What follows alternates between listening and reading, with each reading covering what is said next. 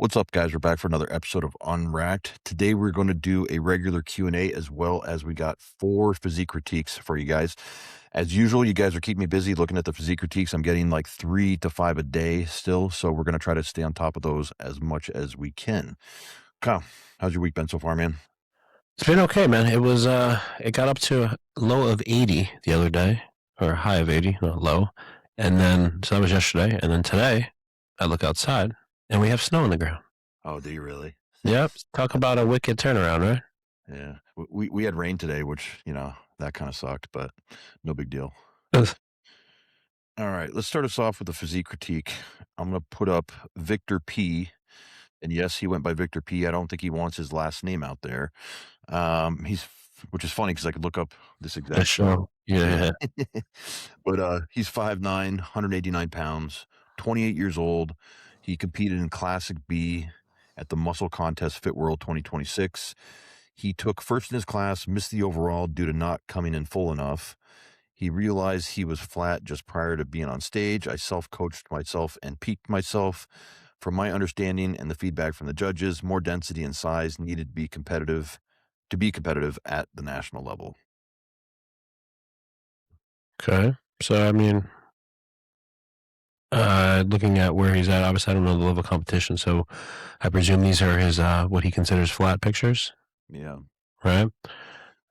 I would say what sticks out to me, look at that front lat. I like his frame. I just think his legs are a little thin. He definitely needs more size down there. I like the shape of his upper body. His shoulders, they're capped. They just need more tissue, pretty much. And then you see the front double. That's always the ever elusive pose where your hands are above you, kind of expose you if you don't have a lot of tissue. Yeah. Great frame to start with. Great for a first show. If I were to say anything, I think he's got to work the most on his back. I think, like the back is there, but it's just not doing anything to wow me at all, especially compared to his front lat spread. I think that lat spread is really nice on his physique, but I think more density in the back, especially the rhomboids, medial traps, lat, like pretty much the whole thing. Yeah. I like the look of his legs from the side. That side chest has a pretty nice look with the lines in the quads and the hams. But yeah, so if he's 5'9", he's 189. So what's his cap is at 5'9". What did we say that was? Let me look that up real quick. And while you're looking that up, I think conditioning for this style show is perfectly fine. I don't think there's anything wrong with his conditioning. Color, a little light, but not bad. Yeah, And at 5'9". least I like the fact that when he posed his side chest, he showed the arm not with the tattoos. I see sometimes people show the arm with the tattoos, and it hides all the detail. So it's okay if you guys have tattoos. Just make sure you present yourself so that you're showcasing as much detail as possible. Yeah, that's a really good point, Kyle. So he could be another 5 pounds, 194. So yeah, I mean, I think really realistically, put on 10 pounds of muscle, get dry for the show, refeed, the night before, get back on stage at like 197, 198, and could be a really nice look for him. So yeah, that's Victor. All right, I'm going to start you off with a question. Okay. Liza Costerer, is a small waist simply genetics, or can you do anything to make it smaller after kids? Well, to a degree, yes. Your genetic structure, that's mom and dad with where your bones sit in your hips. I think there are a lot of things people can do to ruin their waistline. Typically, this person sounds like they said they have kids, so I imagine this is a female. I don't know if we're allowed to say that today. I think, it's whatever she wants to be. Okay, sorry. Well, whatever it identifies as, whatever pronouns. In the case of males, I was going to say, when you blow out your physique and you're pushing up, maybe trying to put on too much mass, there are things you can do to reverse that process. I think a lot of it damage is done sometimes from just the sheer volume of food, and then it may be inflammation that starts to compound over time.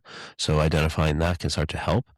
As far as females, I like when people start to put a focus on not just what they're eating, but then their abdominal control and training your transverse abdominals, things like that. practicing vacuums. Those are things that are going to help you keep as tight as possible your waist. Yeah, I got really nothing else to add. I think biggest thing to take home though is I guess I do have something to add.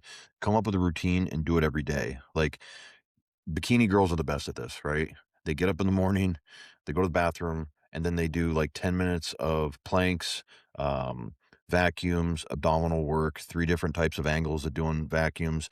Like the wife is always doing them every single morning. All my bikini athletes, they always tag me in the videos of them. So I know they're doing them, you know? Yeah. Whereas like your guys, you're like, hey, you've been doing your vacuums? Oh, yeah, I did them a couple weeks ago. You're like, no, no, no, man. Like we need to be doing them every day.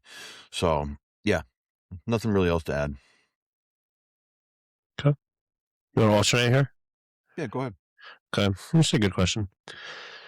This is from Zane Hamill Smith. Navigating between waiting to be competitive to then risking wished I competed more. You know, it's funny. It reminds me of something Chris said like maybe 3 months ago. And it resonated when he said it. I wish I would have competed a lot more when I was in shape too. So, but here's the thing. You gotta understand, you gotta think about why are you competing? Are you competing because you have a goal in mind over the next X years to try to turn pro? Or are you competing just because you really like the process of it? The victory for you isn't necessarily the placing, it's you just love the process so much. As long as it's not, damaging your health and it's not, damaging the hormones. So I think it comes down to that. Um, what do you think? I think for most people, they use wanting to be competitive as an excuse. Like, I don't see why once a year you aren't getting pretty lean. And by pretty lean, like an 8 week outlook, I think. That way you can at least catch a little bit of a rebound, have a little bit more of a growth phase, because everyone knows when you really take a rebound serious, the amount of progress you can make in 8 to 12 weeks is like an off season in itself. So why not capitalize and try to get 2 off seasons out of one? Mhm. I think when most people are just starting out again, I think the goal has shifted in recent years to where now everyone just road to pro. I just want to be a pro. And it's like, hey, do you even know what a pro physique looks like? Do you even know if you like to compete? So in those cases, just compete a few times. And when you're in shape, as you mentioned, as Chris mentioned, I do think, I already feel that way. Because when we start talking about, hey, you're ever going to compete again? What does it look like?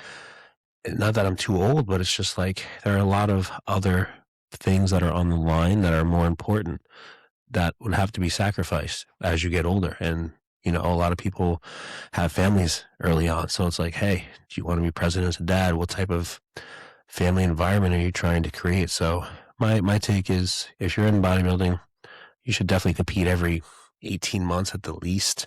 There's no reason to have a 2 or 3 year off season. Like that's very rare, few and far between. Yeah, definitely. I think looking at it from your angle, you realize, I think there's a certain point in your bodybuilding career where you wake up one day and you realize, oh, there's going to be an end to this someday for me getting on stage, because when you're younger, it's just like the cycle of off season, compete. And you just think that's how my life is always going to be until you get to a point where you have a business, mortgages, like life, family, Yeah. whatever it might be. And then you start to read, well, I can't be selfish like this forever. And B, my physique's not going to hold up forever. So, uh, Martin Cuppers, how have you guys managed to keep the wives happy combining relationships with bodybuilding? Um, is that more I think it's like female coaching? no, I think this is a question directly towards oh, you're saying like with us coaching females? I don't. Yeah, I'm not sure which way No, to I take the think it's question. like I think he understands that coaching is not just a 40-hour a week job. And Oh, okay. I Yeah, mean, I we'll know. put it this way, you just went to the Arnold for an appearance you had to make. You Mhm. know, I travel probably 12 or 14 times a year for different shows for clients and stuff. I know you're on the road just as much. Um, which means you're gonna miss out on some normal lifetime stuff, normal lifestyle, family, weekend, that kind of stuff. Um, yeah, that's how I'm taking that. Yes, you're probably right. That's sounding like toxic thoughts potentially. um, it's challenging. There's no easy way to do it. I think when you find your partner, you kind of explain. This is the job, right? And as they learn a little bit more about it, which it helps when they're involved in the fitness industry, I think anytime I talk to people that don't go to the gym or know anything about social media, they're very perplexed and confused because it doesn't exist to them. It doesn't make sense. So, assuming the person understands, hey, okay, this is kind of what a prep is like. This is the importance of, changing the food and why they're checking in on a daily basis toward the end. They start to realize it. But, you're also kind of like anything, there's seasons for it, right? And for bodybuilding, we have at least from December until maybe about this time Yeah. where we don't have people that, hey, I can't do this tonight because I have people checking in and they're going to be checking in until they go to sleep every 2, 3 hours. Gotcha. So that's the thing. It's just kind of explaining like, hey, this is what I have going on. We use a shared calendar. So in the calendar is, hey, so-and-so competes on this day. These are the times I'm traveling. And every time, because we have these smart calendars, they update on that person's phone at the same time you input the task or the due date, whatever. She'll see I'll get a text. What the fuck, you know? That's But pretty cool. Yeah. that's how you do it. That's my recommendation. But you've been doing it longer than me to a degree, right? Especially with Rachel. Yeah, I mean, it's a little different for us because, I mean, first and foremost, she likes it because she doesn't have to work. You know what I mean? So she gets to live like she lives the pro bodybuilder, but bikini style lifestyle. You know what I mean? So, you know, because I'm very fortunate enough to have a nice client base that, we get compensated well for what we do, despite the amount of work that we do. But she's also in the industry. She still competes. She did 7 shows last year in the pro circuit, and, she does posing and she also helps me out. She does a lot of my programming for females, in the bikini, at least bikini, fit model, and sometimes wellness side. So like I heard she told me right before I came upstairs, tomorrow she's got 3 back-to-back posing clients in a row, So that's how she stays involved in the industry when she's not competing. So we both understand that that's just our lifestyle. We Yeah. understand we don't have typical lifestyles like the couple that lives right down the road that, they go out to eat every Friday night or they go to do things socially. Our social stuff is like we're going to a show together and she's helping pose my girls while I'm doing diets and stuff like that. So, yeah. This one is from just.joseph underscore. What do you prefer, steps or heart rate zone cardio? I'm going to be honest. People are going to say I'm a moron, but I don't even know what the zones are. Like, I think I knew it back when I had to take my CPT exam like 20 years ago. But when people are like, "Oh, I'm in zone 2, whatever," I'm like, I don't know. I'm giving you a heart rate. Zone one is literally nothing, like Okay. getting steps in, ideally, right? Zone two is more of what we would consider heart rate, fat burning, Okay. 120, 140. List. Yeah. And then zone three, pushing it. And anything above that is not what we really prescribe, put it that way. Okay.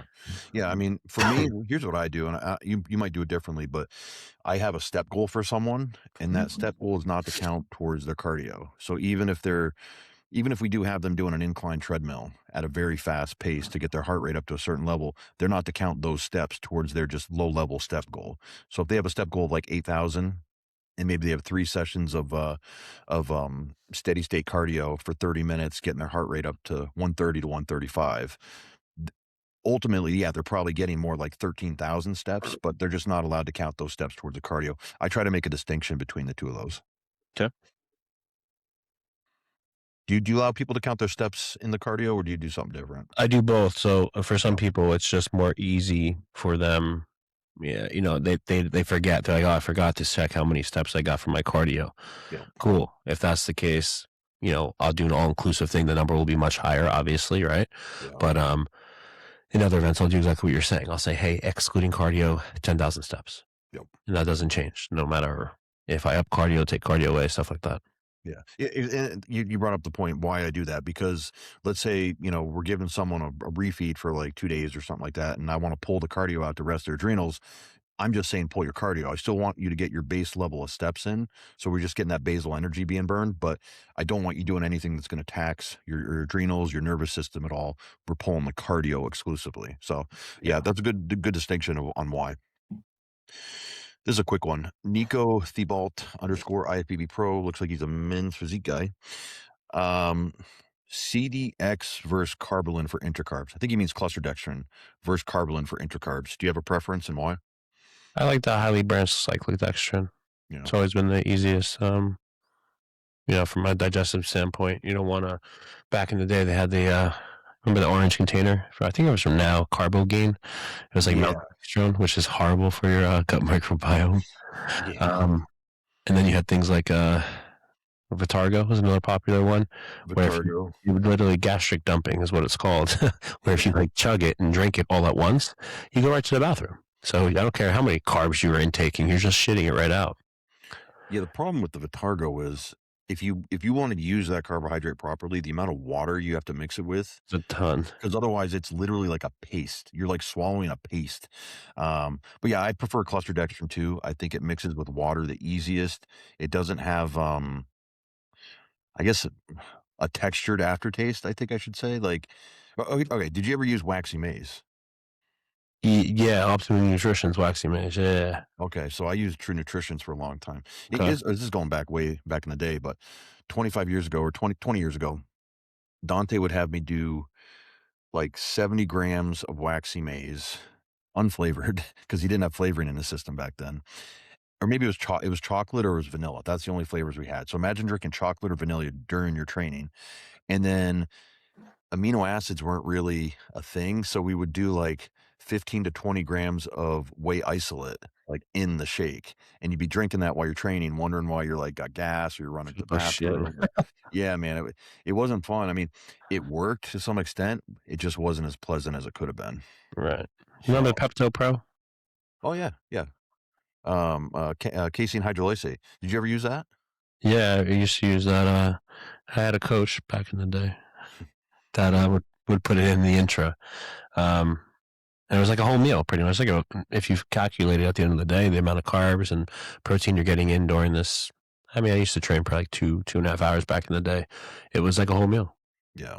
I Yeah. mean, I the whole reason behind the intra-workout carbohydrates, right? Or the whole design of using these products they're supposed to be very easy to digest because you don't want to be sending mixed signals to your nervous system because a meal, like you're talking about, that's your rest and digest, your parasympathetic nervous system. Fight or flight, which is training, that's your sympathetic nervous system. And when your body's got blood going to the muscle tissue and you're trying to introduce calories that your body's trying to process and digest, it's sending mixed signals. Do I send blood to the gut? Do I keep the blood in the quads if I'm training legs? And that's when people get those feelings of like wooziness or they're running to the bathroom. And I'm remembering who's the Canadian bodybuilder? Nice physique. What was his name? He was one of Dorian's athletes. I don't know why his brain. Antoine? Yes. Antoine was doing a video, I think, with like Juji Mofu. Do you remember him? Yes. These guys were doing, I think, like a McDonald's burger in between every set. So they would What? do like a set of squats and they would do like half of a cheeseburger and then another set. And they were seeing how many sets it took till they had to throw up. And they both were like barfing all over the Oh place. my god. This is the YouTube content you had like 15 years ago, guys. You or me? Me. Okay. Martino Gubratson. When to pull bloods if using an AI to get the best indication of where E2 is at? So I guess at first it depends on what other compounds you're using, right? Because let's give it a scenario. Are you using testosterone propionate? Are you using testosterone cypionate? Are you using testosterone undecanoate? Because that's going to affect how fast the testosterone hits your bloodstream, right? When the peak levels get there. And then, but let's just say you're using like a test E, or test C, very similar. I would wait about 2 weeks, 2.5 weeks or so to get my E2 checked to get a consistent blood reading on what my E2 is doing. But now here's the thing. Are you also using an EQ?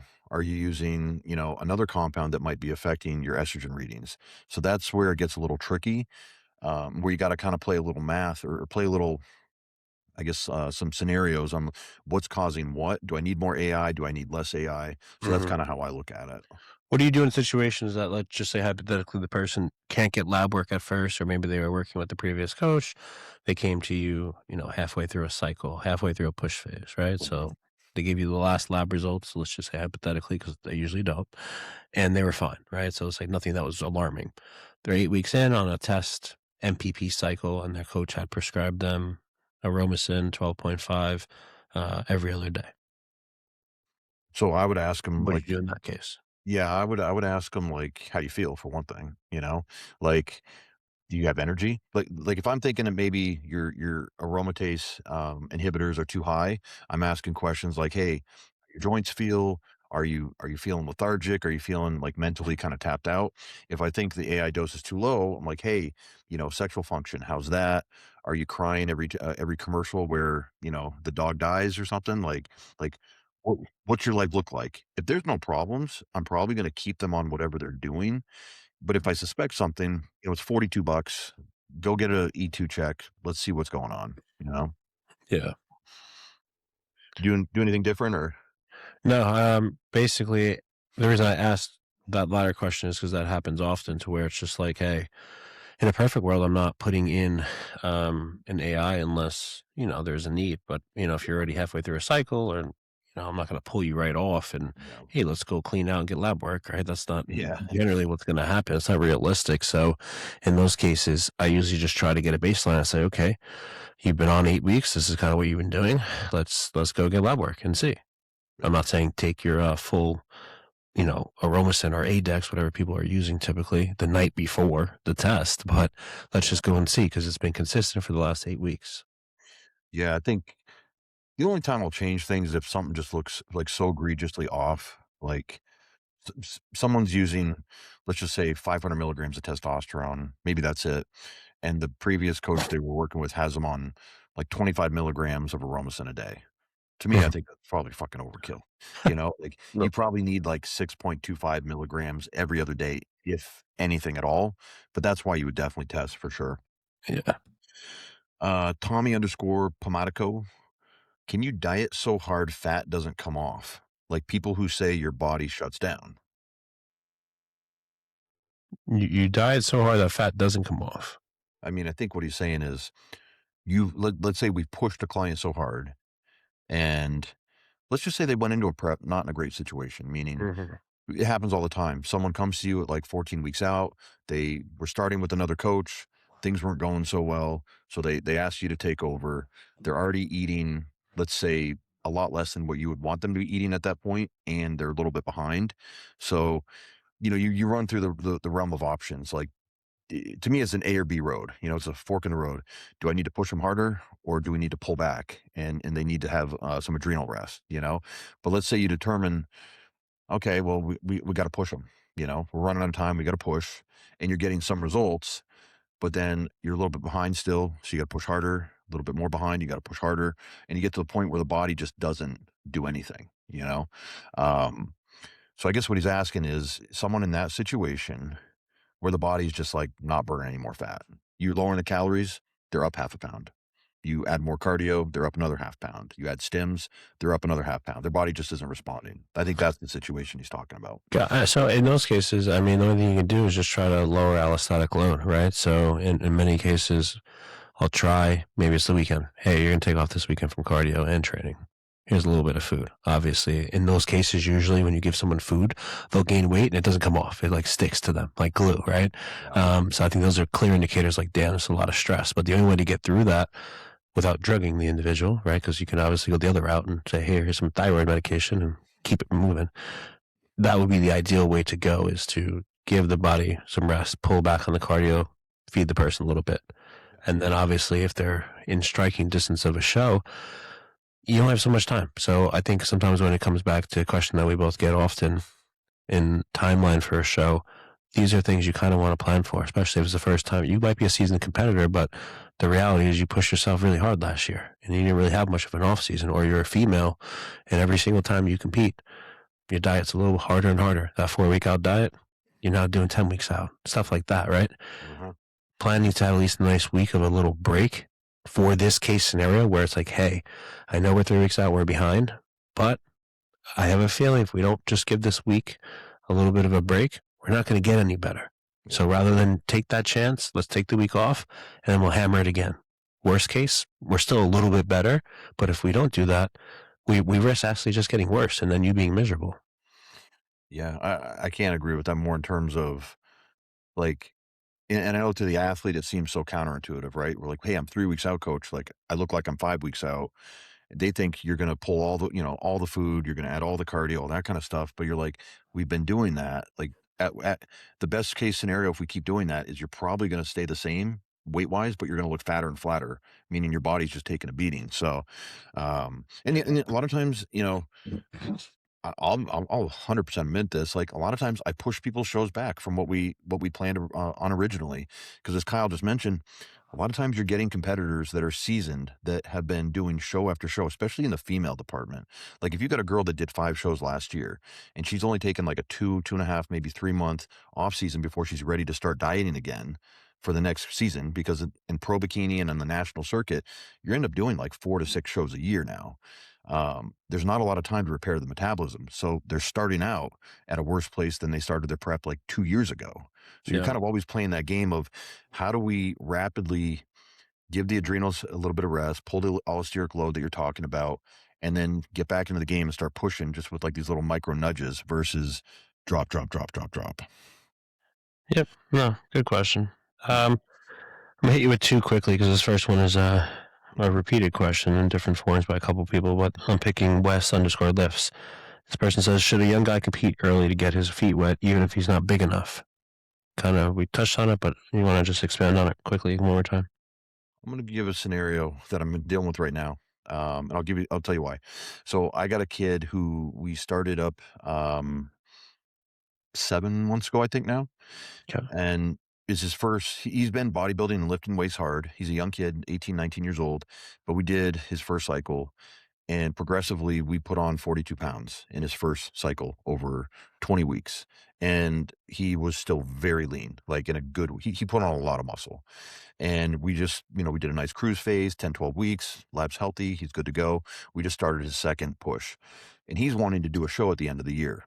And I'm like, man, I don't want to slow down your I don't want to pause when your body wants to grow just to get you on stage when your body just wants to keep growing. So I told him, like, yeah, we could definitely plan on that, towards October, but I'm going to lean in with my opinion of, if I think you're still just growing and things are going good, I'm going to tell you, I think we should just stay in the off season, because he's super tight still. And I think look at maybe 2027 to compete for the first time, because this kid's got a lot of potential. And like I said, like if your body wants to grow, I don't want to pause that just because we have a show on the schedule. Yeah, no, I agree with what you're saying. I think there are some cases where when you're young, again, you're not going to be Mr. Olympia at the first show, right? Even Chris Yeah. Bumstead, who people look up to, he wasn't Mr. Olympia at the first show, right? So I think, if there's a reason for you to start dieting down, and it's like, okay, hey, 8 more weeks, I'll be peeled. Let me see what I look like on stage. Go for it. See if you like it. Because again, the last thing I would want you to see is you spend 3 years doing this, and then you compete once and you're like, I hate it. Then it's just like, what the hell? You've been wasting 3 years doing something you could have been, I don't know, find a new hobby. Yeah. Like I said, back-to-back questions here. Montana.Annalise. It's a female question, so it's, woman, 1 IU of growth hormone daily, good for muscle growth, or follow the as much as you can afford mentality? Well, I'm trying to think back to the most I've had a female use, and this was in the female bodybuilding division. She was a good pro. I think we were using 4 a day, right? Um, Here's the thing. I haven't experimented with mega doses with females. You know what I mean? Like, Yeah. first off, no woman wants to be carrying around any extra water. It just doesn't look the same, So I think that's one of the reasons not to. Uh, yeah, I guess I would have to find a female that A, could afford it, B, wanted to be the test subject. Not that I'm worried about side effects or anything like that. Like growth hormone out of all the PEDs is going to produce the least amount of side effects compared to drugs that could possibly virilize a female, obviously. But I think 1 to 2 I use for most women is kind of the spot, kind of the sweet spot for, getting the fat loss benefit, some fullness benefits out of it. Yeah. What about you? I'd say anywhere from 1 to 3 is as most as I would go. I don't know. I'm too conservative with women. Like I said, I have my own stance with. I don't try to turn you to be the other gender intentionally. You know what I'm saying? Yeah. Yeah, no, for real. Let's do another physique critique. Let's go. Christian Infante. Ah, All I right. know this gentleman. You recognize him? He's from I think he's from your neck of the woods actually. He So is, he is. he's 5'4", 27 years old. He was previously NPC Classic and Bantamweight bodybuilder. Now he's an IFBB pro, and I watched him win his class. Did he win or get second place at nationals? I can't remember. I think he won his class, I think. Yeah. He was Yeah, nasty, dude. Like I really like his physique, but I'll read yeah. what he said. Hey fellas, my name is Christian Infante. Recently turned pro at nationals last December, winning my class in bantams and taking sixth in Classic Open A. He could have been higher than that too, actually. First show ever was Atlantic States in 2023, and he did it natural. 6 months later, hopped on the PEDs, and his next show was Easterns in 2025, where he won the Classic Novice overall, first in lightweight bodybuilding. I'm going to show his stage shots from nationals that he posted. Okay. Currently, right now, he's 2 weeks into his push phase, sitting at 163 to 165. Wants to make his pro debut in 212 in 2 years. Also considering classic, though, because his cap is 177. He loves bodybuilding through and through and sees himself long-term in that division. He knows he needs growth overall, but he'd love to hear feedback. Keep up the great work. Love the podcast. Nice gentleman he is. Let me say so because I first saw him when I had an athlete in the Eastern USA that won the heavyweights, Uh-huh. and in the pictures that he was sending me, I'm like, sorry, bro, I'm keep looking at this lightweight over here. Like honestly, if lightweights won shows, this guy would be the one that wins the show. Like he's put together really well. He was in crazy friggin' conditioning. And you know what? Let me jump to his national stage shots. Like, look at that front lat spread, the conditioning on him. Yeah, he was in. I remember he was at my gym a few times, and then I mean, I remember not too long ago we had a conversation where he wasn't confident that if he should do nationals, if he was good enough. And I'm like, hey man, like I've seen a lot of physiques. You have a great shape. You might not be the biggest guy, sure, but there's a vision for you for a reason. Go and get what's yours. And he looked phenomenal. I mean, so when you get in this kind of shape and you can slowly put on some mass over time, that's the main thing. So I know he has a goal of doing 212, you said, in 2 years. That's an astounding goal for sure if you're trying to fill out that weight cap. But, hey, set the expectations high. And I think if he can continue to grow proportionally like he is, I wouldn't, say there's one body part right now that's so dominant to stop training. I would just simply shift things over the next few months. And what I mean by that is spend some time. Okay, let me bring up my back and posterior chain. Okay, let me bring up my quads. Okay, let me bring up my chest. Shift things around like that because you can't just pour all your cup of water into everything all at once. It's not going to work that way, So that would be my biggest advice. Yeah. And actually now I'm recalling one of my buddies who was on the judging panel Yeah. actually called me to tell me about this lightweight. Like he's like, bro, he's like, he reminds me like he's as good as I was when I was competing in the NPC. Yeah. And he said that Steve actually said to him, because Steve was judging the show too, he's like, make sure that kid's doing nationals. So you had an endorsement from Big Steve, which honestly, man, to me, that's more important than a pro card, honestly. Yeah. Uh, but I agree 1000% with you. Nothing is out of balance. Actually, balance is like what I think of when I see him. I think, like you said, structuring your growth phase to where, okay, I'm going to spend 8 weeks working on my legs. Maybe I'm doing those twice a week. And then maybe the next 8 weeks, he's spending multiple times a week working on his back, maybe a separate arm day to bring the biceps up and triceps up a little bit. But yeah, I think structuring his training like that is a banger way to go. Great physique. Yeah. Great physique. And thanks for supporting. And that brings me to a point in the show where a lot of you that are watching are still not subscribed, over 70% of you, which is kind of crazy. So if you can kindly be generous enough and hit the notification bell, hit the subscribe button, we can continue to elevate this podcast. We're closing in on 10,000 followers. So make that happen, please, before April. Excellent. Excellent. Okay. Will Cody 41, thoughts on DHB? Is there any application in contest prep, if any application at all? Personally, I'm not the biggest fan. I've always had trouble when I've used it. There are very few instances where some people that I've administered it with, or providing some guidance, so we say, they've had great results, get very strong. In other cases, hey, coach, my ass hurts, and I understand why. It's not the most friendliest oil, and it's a compound to use. Remember, you were telling me about a particular bottle that someone told you they were using and how they kept on getting hurt off it, and it was a source that I gave you. Mm-hmm. I'll be honest, I was using that same provider, very low, not a tiny dose, but also not a bodybuilder dose. And I'm like, what are these guys talking about? Are these kids pussies today? But then I cracked open a different bottle, and within one shot, I was like, what the hell, dude? I put like a third of a cc in, and like my shoulder was like, out to the. It was like I had an egg in my shoulder. Uh-huh. So here's what I see, because I actually talked to someone else about this because he gave me the source, and he was really high in the source when he told me about it. And then when I brought it up to him, he goes, "Oh, dude, that shit's garbage." And I'm like, "You're the one that told me it was smooth." He's like, "My first bottle was amazing. That's why I told you about it." He's like, "My second and third bottles," he's like, "I couldn't sit down on a couch. It hurt so bad." Mm-hmm. So here's what I think. I think there's real issues with stabilizing it and getting it to be a smooth oil, Yeah. consistently. I think that's the major issue. So, but in terms of DHB, if you can handle the pain, or you have a product that is very smooth, you're not getting the pip.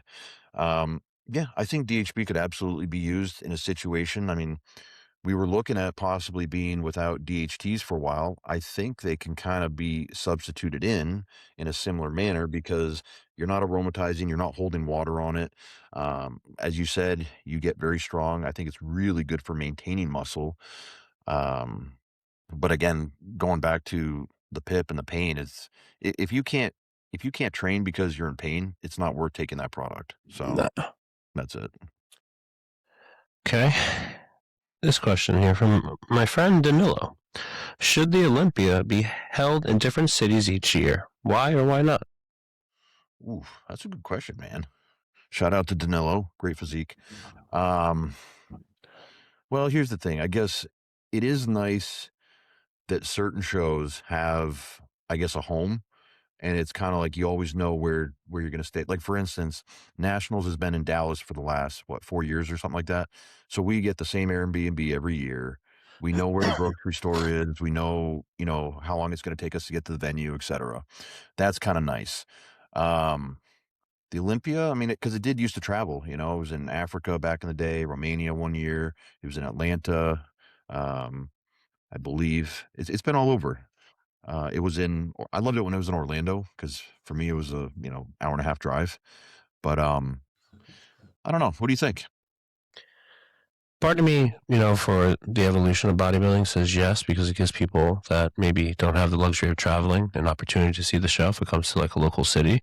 I'm just thinking from like the younger point of view.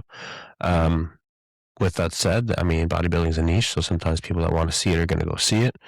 From a competitor and athlete side, obviously being, with athletes at that level, it does help for the stability point of view. And what I mean by that is, like, if you're an athlete, you kind of know where you want to stay, where the tanning is, kind of how to navigate, how much time. So I get that aspect. For security, venue, shit like that, it is helpful to be at the same place. But yeah, I would lean on. I'd like to kind of see it rotate a little bit. I think that would be unique, different parts of the world, country at least. Yeah, I like the idea of different parts of the country, not so much different parts of the world. Yeah, so I made sure I was careful with my word Yeah. choice there. And now I'm sitting here thinking, like, well, for the 100 or so odd athletes that don't live in the United States, like Hottie every year has to worry about getting a visa to get in. And I Yeah. think he'd probably have to do that for most countries anyway, being from Iran. But still, it's like, we are pretty lucky being in the United States and having, a quick flight versus a day-long flight just to get Mm-hmm. where you're going, changing time zones in a crazy way.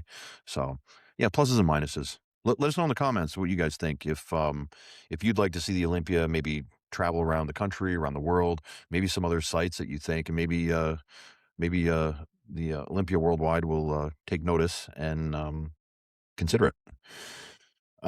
Merino lifts. How to determine if someone is ready to compete at nationals.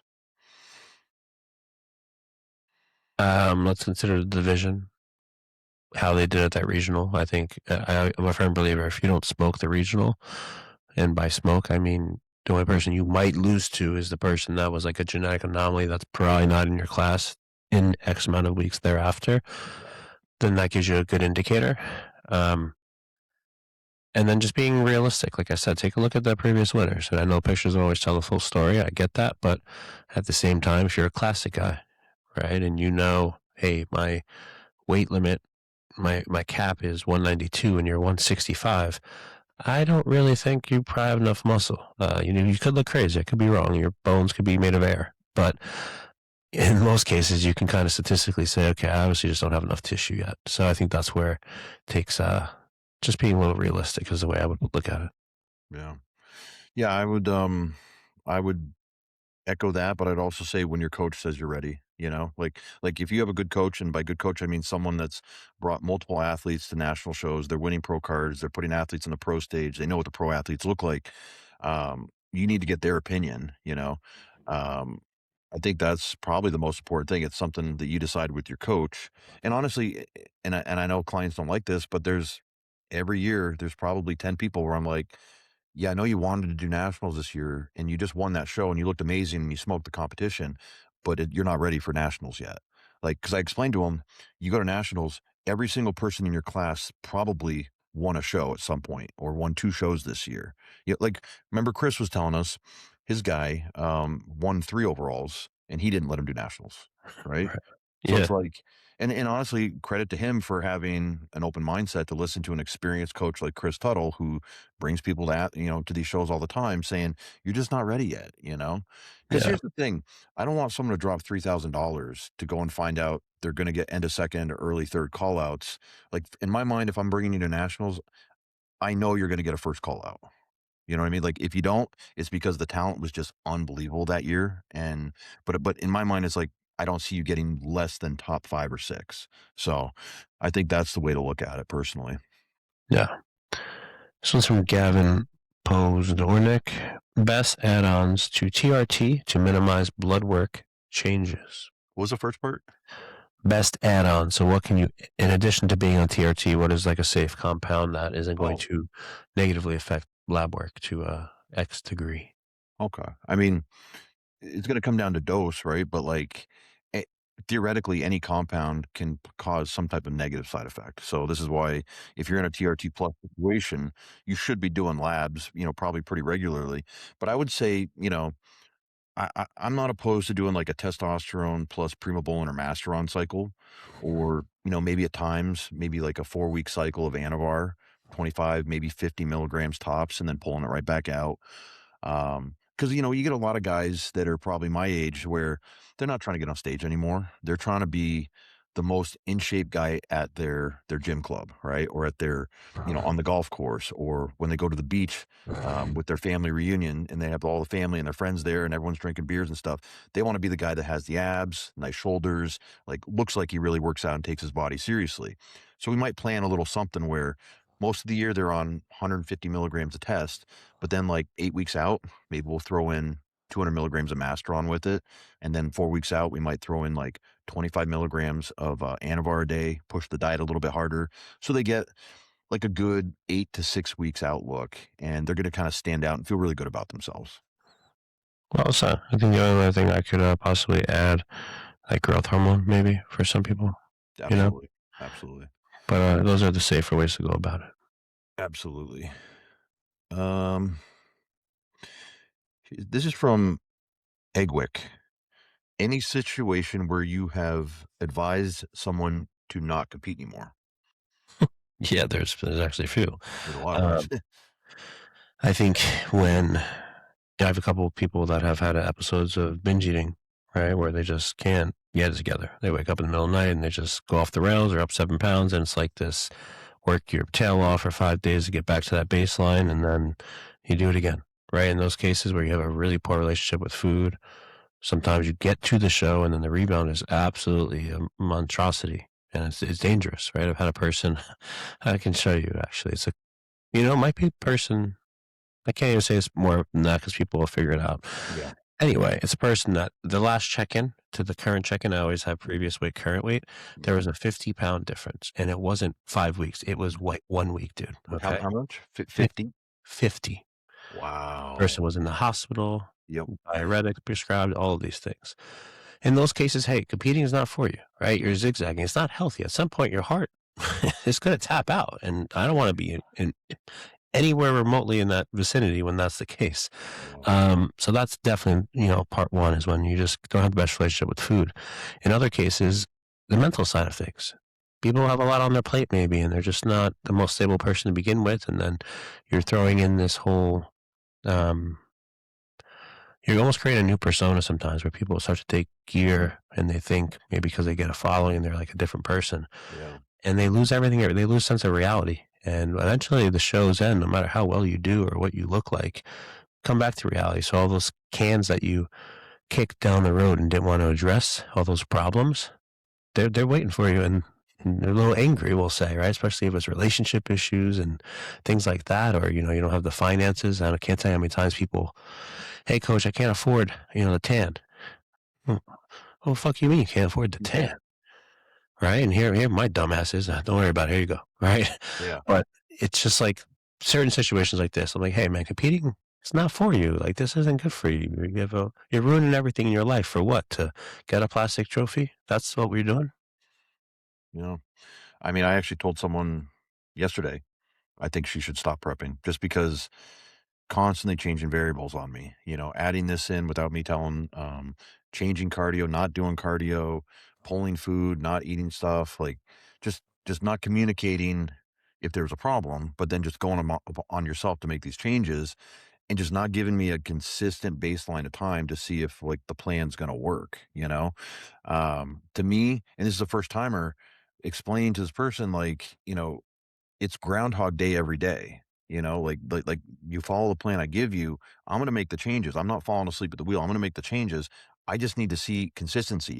If I wrote a diet and you followed it for 2 days and then you pulled an audible, like that's not enough time for me to evaluate, is this working? So that's when I pull when I see that you can't stick to a plan for like 2 weeks. That's when I start telling people, hey, it's time to pull out. Same thing, if you're not financially stable, you're not relationship stable, you're not job stable. I mean, because this sport demands a lot out of you. You want all that stuff to just be like quiet noise in the background because it's all satisfactory. You don't want to have, girlfriend or wife drama. You don't want to have your boss is telling you you can't eat on the job. So, this might not be a good situation for you. You don't want to have, hey, I can't, I got to decide between the cycle you want me to buy and my rent this month. Like to me, those are just not only is it not good decision making, but it's putting even more stress on you, and that stress is going to inhibit us from having a good prep anyway. So, so yeah, I think there's probably 10 or 12 people a year that I pull out of prep. You know, Yeah. yeah. Okay. This is actually not a question, but as a person so I'll bring it up. Okay. Fit with David underscore. How do you feel about Reese Fit saying you are better looking in person? I guess I saw Reese Fit. We did a little review on him. And apparently, Yeah. I guess he says I'm better looking in person. I don't know if I should be offended. He said that about you. Apparently, I didn't even know that until now. I mean, I think you're a pretty good looking guy. No homo. I mean, I thought so too. And one funny situation, Anthony Bentello, right? very well. I saw him yesterday. So I guess because maybe what he goes off of on the internet or something, but he said that he thought Reese was doing classic physique. So he makes a comment like, oh, like, what's your weight cap? And he's like, he was like offended. It was so funny. He's like, do I look like a classic physique guy? And Anthony's like, well, like, guys like you are why I don't want to compete because you're classic, you're huge. I remember I was doing I think 2014, I was getting ready for a Vermont show, right?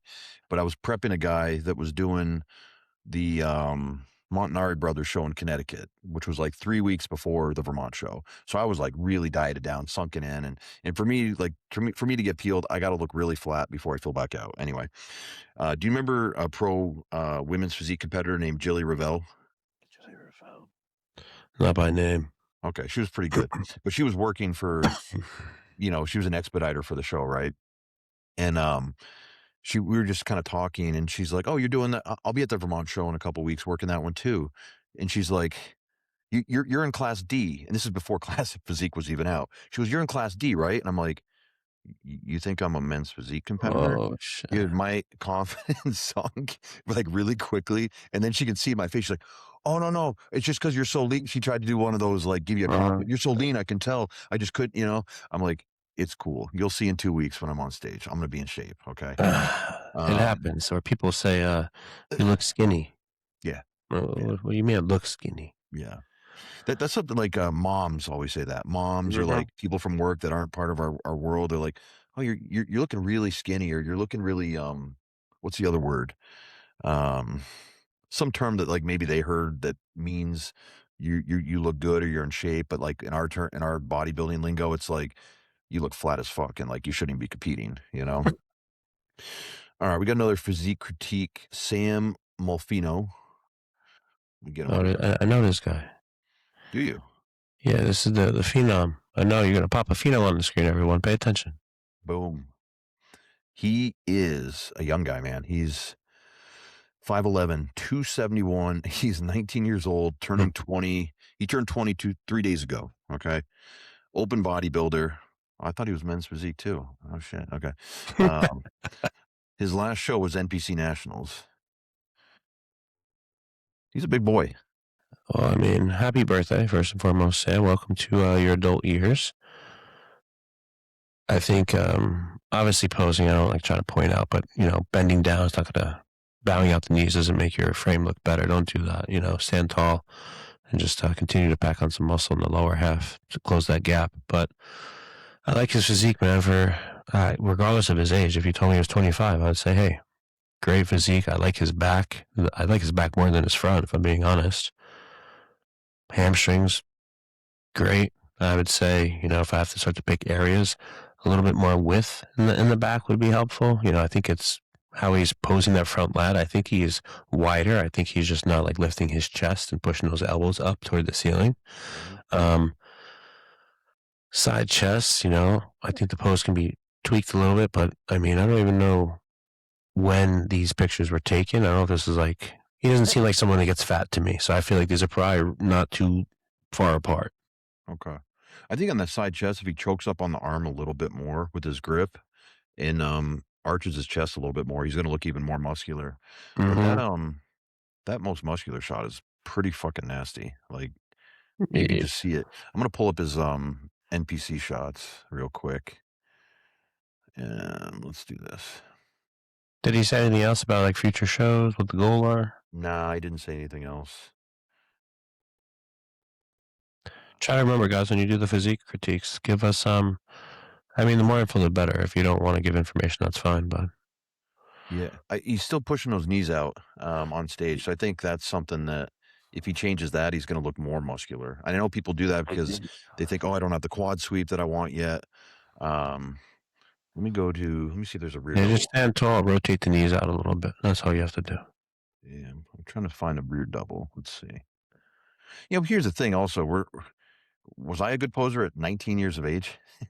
I don't give a shit about his age. He looks like a grown man. I'm gonna critique him like a grown man. Yeah, but I'm saying, like, he just hasn't had the time posing. No, for sure. No, I would Um, say based on this pose, what would you say muscular wise? Shoulder, chest. yeah, oh yeah, shoulders, chest, more quad sweep, more I mean, just bigger. I mean, he's 6'1". I Yeah, assume he probably wasn't 271 on stage. He was probably, maybe 250s, which is out of this world for such a young guy. his shape is pretty good. Like to get in that condition at that age, Yeah. Uh, definitely crouching too much though. Crouching too much. And we don't know because sometimes these photographers are idiots and they're like, they just snap the picture like before the guy actually hits the shot or after. I don't think this was a representation of his shot because if I would have seen him on stage, I would have been like, man, if this guy just stands up a little bit more and tweaks his arms, his wrist back, he Yeah, might man. be moving up because I think he got like eighth in his class, it looked like. But those glutes are serious business for someone who's only done a couple shows. I don't know. How much bigger do you think he needs to get? Um, 10 pounds max and just better posing. I think he's good to go. Yeah, I wouldn't disagree with He's the that. off season away from turning pro. That dude. I would agree with that. I Yeah. would say, what do you think he needs to work on the most? I'm gonna say, Uh, It's hard to say because like, everything is almost there, but nothing is completely there. His quad, if you look at his quads for what they are, he could use a little bit more on his quads for sure. Mhm, With the better posing, I think that makes a way big difference in his physique.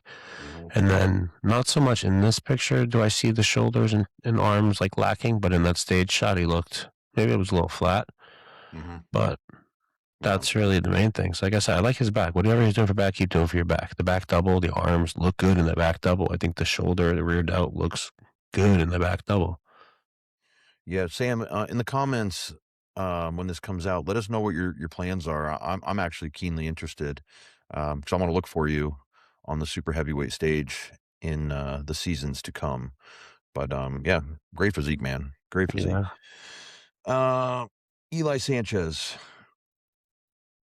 Oh, yeah, I just picked him up. Okay. How do you decide whether to do a reverse diet or rebound post-show? I guess. I mean, ideally, you want to rebound if you're a young competitor that's aspiring to move up as quickly as possible. There are many cases where I'll just have someone reverse where they're not taking anything. In the case that the prep was very difficult for them, right? They're very tired, they're fatigued, or they're pushing a lot to get to where they are. Sometimes people get that pro card and they're just like, I need a little bit of a break, man. I know I want to compete soon, but I know I need a couple of years. Let me just get a little break right now. So in Mhm. those cases, I'll say, you know what? Given your circumstance, cool. Let's not burn your body out because I don't want you to ruin what's to come in your future. So that's kind of how I'll weigh it out. And in many cases, I'll try to get away with the rebound phase.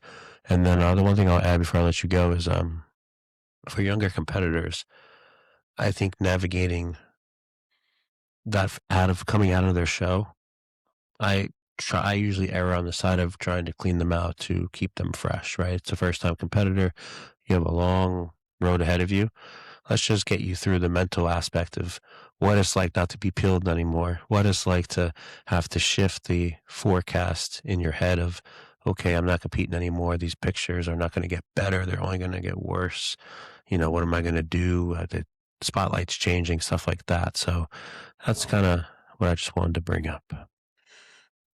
I would say, I kinda see my reverses and my rebounds as almost the same in a sense that, like, I like, to me, the old school rebound of Mhm. adding like, doubling your carbs or doubling your calories right out the gate, that's so antiquated, and it's like, I don't want a guy to get 4 weeks post-show, be up 30 pounds, carrying a lot of water, carrying new body fat, appetite starting to go, insulin sensitivity starting to go, joints are hurting. Like, I don't want that to happen. I want, because the diet took us 20 weeks to get you into shape. I'm not gonna say it's gonna take you 20 weeks to get back to the weight we started you at, but, like, it's not gonna be 4 or 6 weeks. I wanna kinda take a more graceful, like a nudging approach versus, like, hammering it, you know? Mhm. So, ideally for me, an athlete gets off stage, 8 weeks later, they still have abs, glute lines, insulin, they're waking up with blood sugar in the low 80s. Um, they're feeling really good, whether we're pushing PEDs or not. Like, that's my goal. My goal is to keep you as hungry as possible still, as insulin sensitive as possible still, because I just see it all the time. And I've been guilty of this years ago, where you get off stage and you're told you need to eat. You got to put all this weight on. You need to eat to grow. And you're 5 weeks post show, and you already are thinking like, I don't want to eat any more food. I'm already kind of over the food. To me, that's like not a good place to go, because now you got to diet a little bit to get your appetite back. How's that going to be productive if you have a long off season ahead of you? So that's just my take on it. Yeah. I've seen people do a lot of different methods, and I guess it's knowing your athlete too, and knowing how hard you had to push them to get into shape. What was the scenario? Were you in shape of 4 weeks out and they were eating roughly the same amount of food they were eating when they started the diet because you reverse dieted them already? It's a different scenario, you know? Yeah. This one's from Gavin Burr 770. If someone's in prep and they add Tren at 10 weeks out, what's your opinion on adding Superdrol at 5 out? No go, probably. Um, I don't like adding Tren at 10 weeks out personally. I'm more of a, 5, 6 weeks out kind of trend guy. And then the orals, I want to keep that oral load as low as possible. And Superdrol is not the first drug I'm picking 9 times out of 10. I'm going to go with another DHT like Anavar or Winstrol more than likely.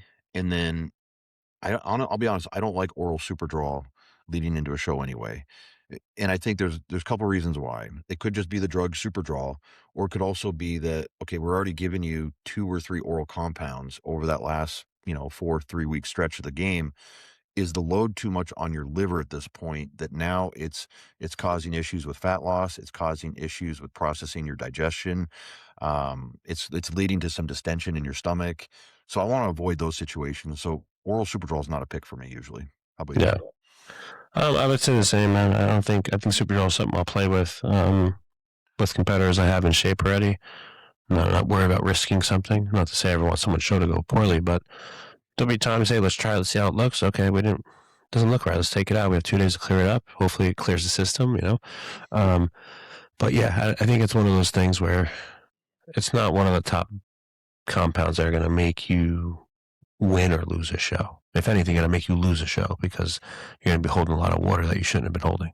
We'll put it this way, I feel like for everyone we know that throws Superdrol in over, like, the last 2 weeks or 3 weeks, there's always like one guy that's like, man, it made a difference and I really loved it. I'm going to do it again. But there's 9 other guys that are like, yeah, I wish I wouldn't have.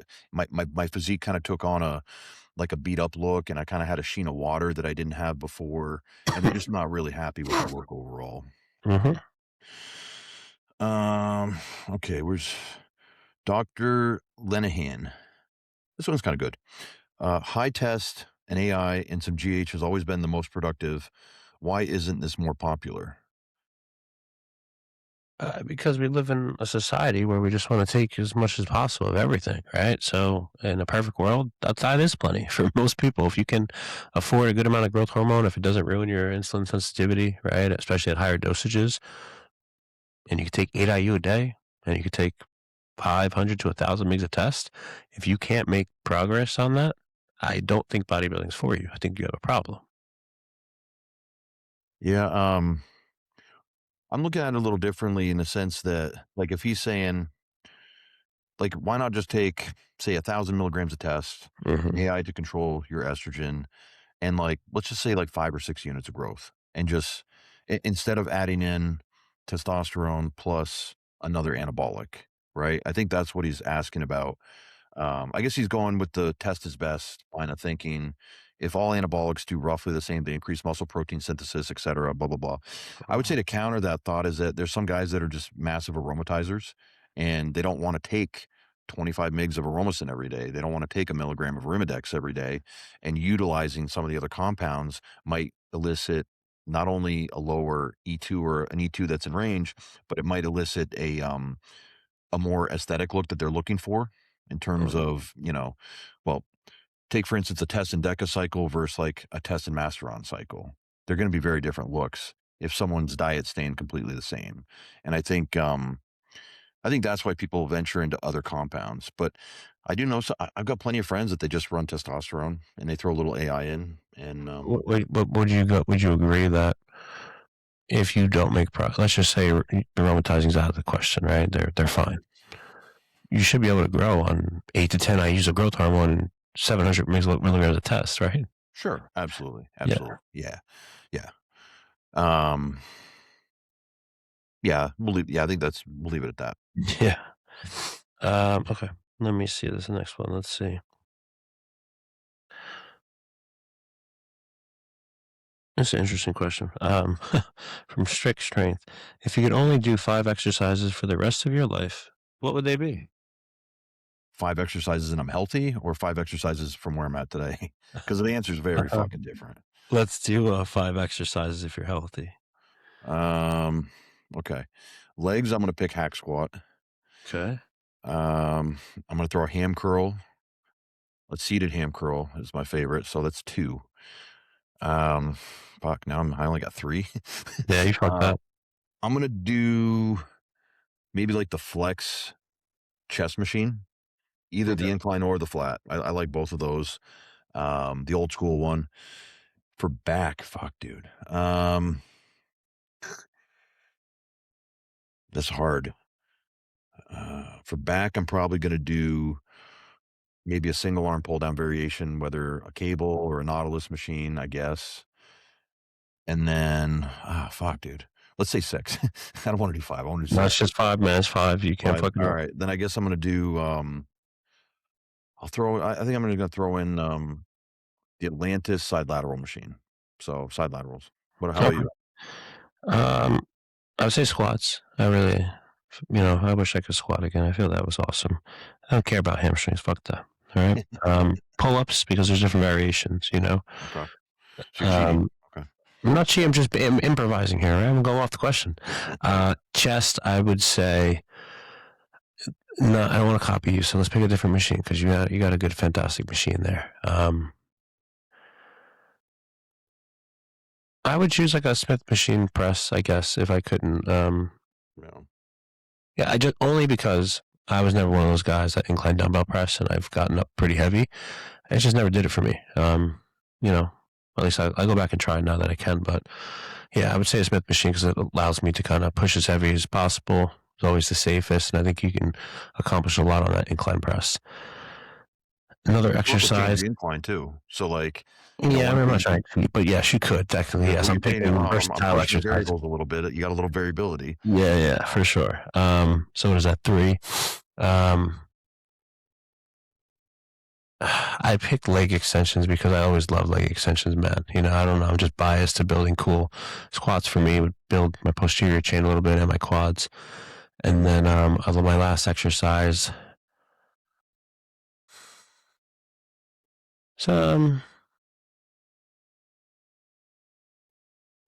Shit, this is tough. I see why you said 6. What's that? 5 is hard. Yeah. I would say some type of side lateral raise, dumbbell. I always liked running in the rack. Okay. Get a good pump, yeah. Yeah. Maybe we should do an episode where it's not 5, but we do 10. We do 10. The only 10 exercises you need. 10 exercises you need for the rest of your life. That's the next episode. Let us know if you guys like that idea. Okay. Okay. This one I don't really have an answer for, or not much of an answer. From the Rad Dad 34, thoughts on people now doing TRT plus or YK11, etc. during cruise phases as new practices. What's the YK11? I can't remember what that is. It's a SARM. Do people really use it? Yeah, a lot of the younger generations pushing it. I don't think during a cruise phase. What is the primary reason you're cruising? It's to give your body a rest of some sort, to become healthy. If that's the case, then just do that as quick as possible and just cut the cruise phase in half. Yeah. Right? That's the no-brainer answer. And I don't recommend doing it, but you're doing it for a reason. So why would I compromise that? Yep. I would just rather say I'm only going to do 4 weeks and I'm going to go back to blasting my ass off. Yeah. I think you're right. If you're cruising, you're cruising for a reason. That is to get healthy, so you can get back to hitting the gear and blast again. So to me, it makes no sense to just kind of tread water and kind of get a little healthy, but kind of keep that HDL kind of stuck in the 20s. It's like, nah, just come down, improve your health markers, get back out there, and because everything's cyclical. All right, you're up. Let's see. Do you agree with the placings at the Arnold? I do. And I was really happy. I was really happy with Tyler's video today, or the other day. I got to watch it today finally, and I agreed with almost like everything he said to a T. So I guess what it tells me is where they were sitting is kind of the same thing we were seeing through the the computer screen or the TV screen.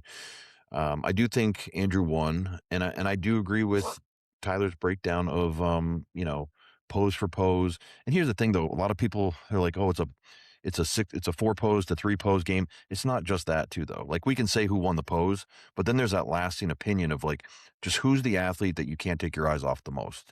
And for me, it's Andrew with his structure, his newfound upper back and chest development. To me, that just kind of sealed the deal. So yeah. How about you? I agree. Like I said, I don't think you can always say, okay, I could see this person winning and they didn't compare 4 to 5, but in the grand scheme of things, I think they got it right based on how judging has been. Do I want to see other types of physiques do better? Yeah, I would like to, unbiasedly, but that's just how the judging's been, and he's a great bodybuilder, Andrew, right? So Yeah. I'm interested to see how the rest of the year plays out now. Yeah, and guys, we did an episode the other day where we talked about this with Hunter Labrada. So if you haven't watched that, please check it out. We kind of break it down again there in a little bit more detail. This is just a quick one. This is more of a statement. Francisco, Gary, do you coach only for those wanting to compete? No, neither of us coach only competitors. We have lifestyle people of all different ages, all different demographics, etc. We both have coaching teams of people that can help you out for whatever your goal is, with our additional support added in. Um, all right.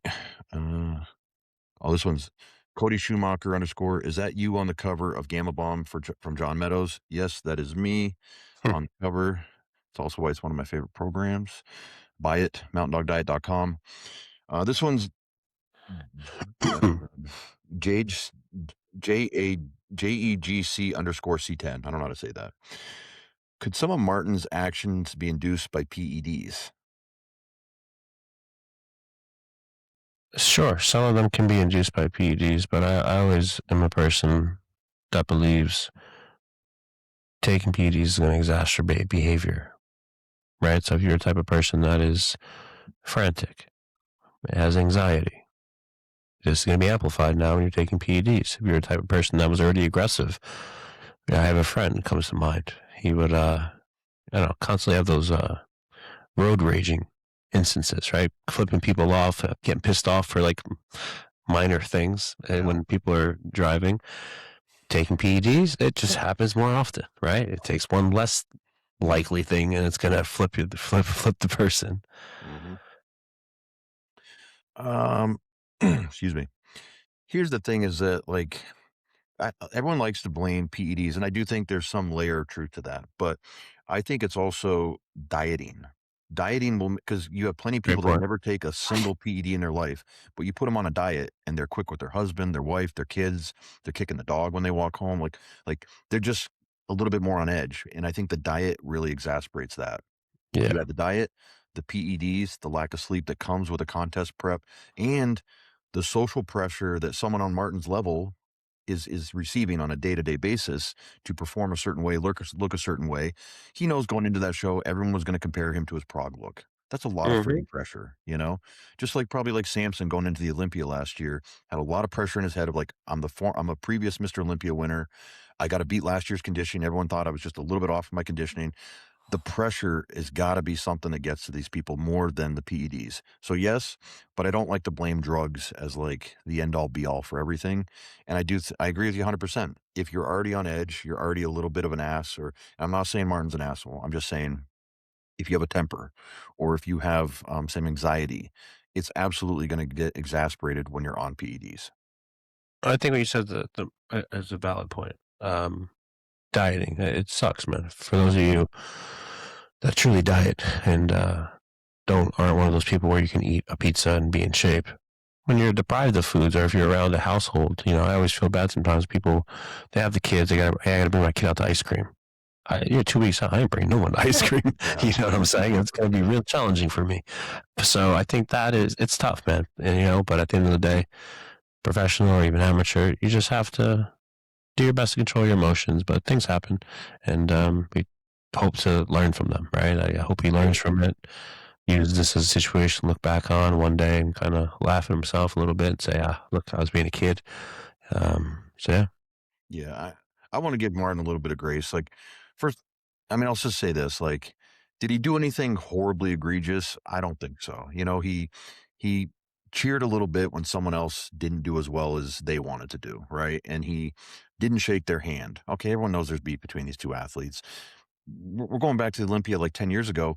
Phil and Kai were kind of almost ready to strangle each other on stage. No one really said anything about that. They thought it was competitive. They liked it, you know. Mhm. Um, I don't, and the other thing is, I really don't like to see athletes in our sport because the money is already slim to go around. I don't like to see them losing their livelihood over a split second poor decision. So I do hope Martin lands back on his feet. If he ever wants to come on and talk about anything on the show, he's more than welcome. Love to have him on as a guest because he's a damn good bodybuilder, and I think he's one of the guys that has the keys or the attributes that could be a Mr. Olympia someday once he masters, the mental side of the game and continues to develop his physique.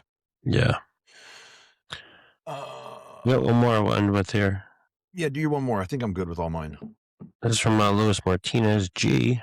Do you think a deload is necessary? You think the average person loses gains versus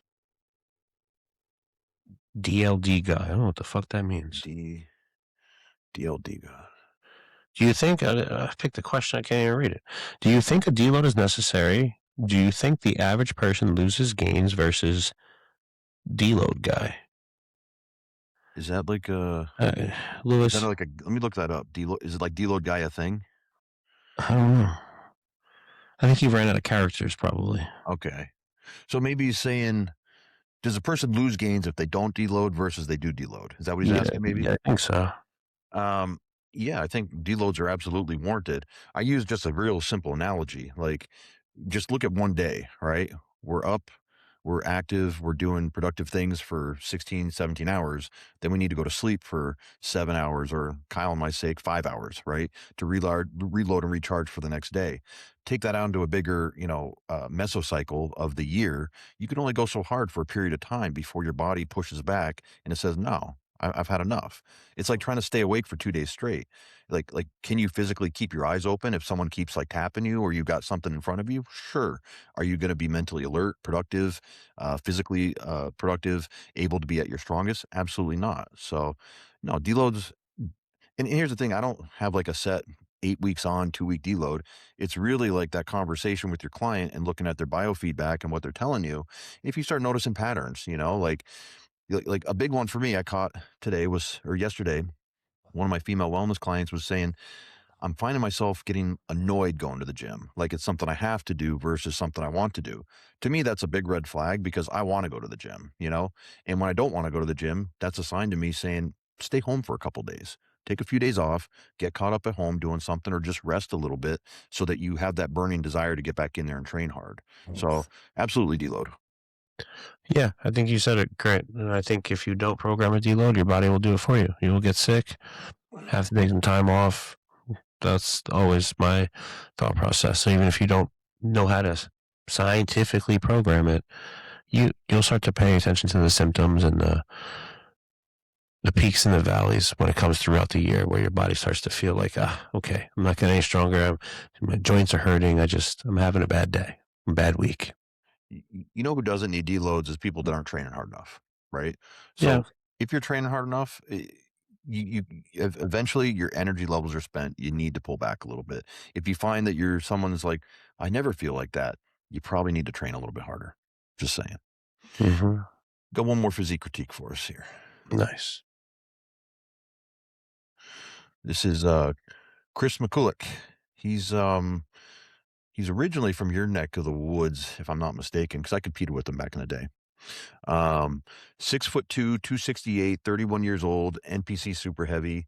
His last show was Eastern's 2018, which there he is on the right. And look at this idiot in the middle in the red trunks. That boy got 10 legs. And then you might recognize the guy next to me there. That's NDO champ. NDO champ, yeah. You beat me. He thought he was going to walk in there and smoke us, but he was like 8 weeks out for that show. But anyway, yeah, Chris had a good look back then, and I think he's maintained pretty well. I know he got out of bodybuilding for a while. He says, yeah, took some time off from competing to focus on business. He still trained relatively hard. Just trying to open this up so I can read it. With no end goal to it, so not much improvements. Took the last 4 to 5 months practicing for a marathon, running twice a week. Distances of 13 to 20 miles a session. Holy crap. He still has his muscle mass. That's wild, man. Maintained a weight of 256 to 259 while doing this. Now back with Dom Super Slice and looking to get the most out of competitive years. I have left and aimed for a pro card. Body's extremely well, muscle maturity more noticeable. Currently in a growth phase, averaging 2.5 to 3 pounds a week for weight increases. Yeah, damn.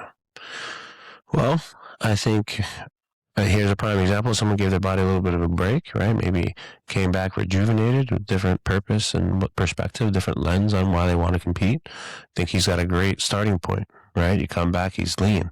This is how you should look in off season when you do things the right way for the most part, especially as a seasoned competitor. I mean, where I would say I want to see more legs, I want to see more chest. I think his width is good. I know we don't have a back shot, or we might have a Oh, back shot. I got Sorry. some back shots. Here we go. Back is where I would want to improve. Just looking at that here, right? I don't know why this thing's jumping around on me. More from a thickness standpoint, but yeah, I think this is awesome. Awesome starting position. I'm excited to see him get back to stage after what will be, 8 years, pretty Yeah, much man. since the last show. That's wild. Most Yeah. guys that take 8 years off, they don't look like this. You know what I mean? Like it's I would say, Chris, you're looking good. Everything Kyle said, I agree with. I think I want to see you stay consistent with it for like 2 years straight and see what you can really do.